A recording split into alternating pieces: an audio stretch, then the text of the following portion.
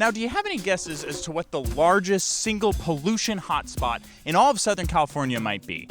Is it LAX? Is it Disneyland? Is it those weird nuclear reactors you see when you drive down to San Diego? Well, we're going to reveal the answer to this question, as well as talk about California Bill SB 34, a bill that, if it passes, will make it much harder to rein in the pollution from this hotspot. It's time to know your bill. Now, normally on Know Your Bill, we talk about great climate bills that we think you should know about, but this is our first episode where we're actually talking about a bill that we oppose, that we want a no vote on. So this isn't Know Your Bill. This is Know Your Bill. Or Know Your Bill. I don't know if this pun is going to work. And in Southern California, the largest pollution hotspot by far is located right here in the sort of funky geometric part of California, which to me kind of looks like a crab fighting a cobra. Do you see it?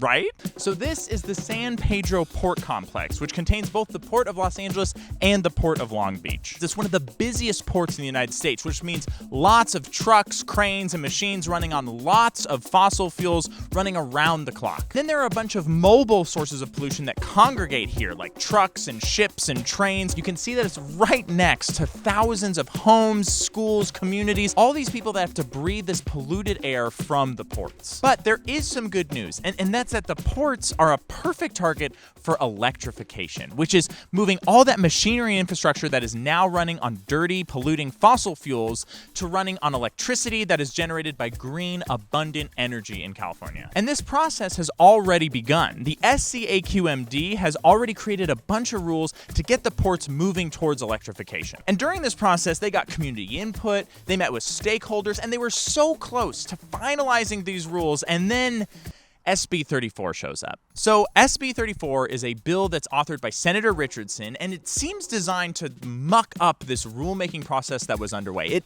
takes all the authority from the Air Board and moves it to the legislature, where it would have to start over again, essentially ripping up all that progress, likely keeping the status quo of the ports just the way it is. If this bill were to pass the California legislature, it would shift the costs to the state and the California taxpayer, it would weaken air quality protections, and it would decrease community input. If we really want to make the air near the ports and the Long Beach communities cleaner, then we need to make the rules the right way. We need them to be effective and have community input. We need to vote no on SB 34. And so now you know your bill.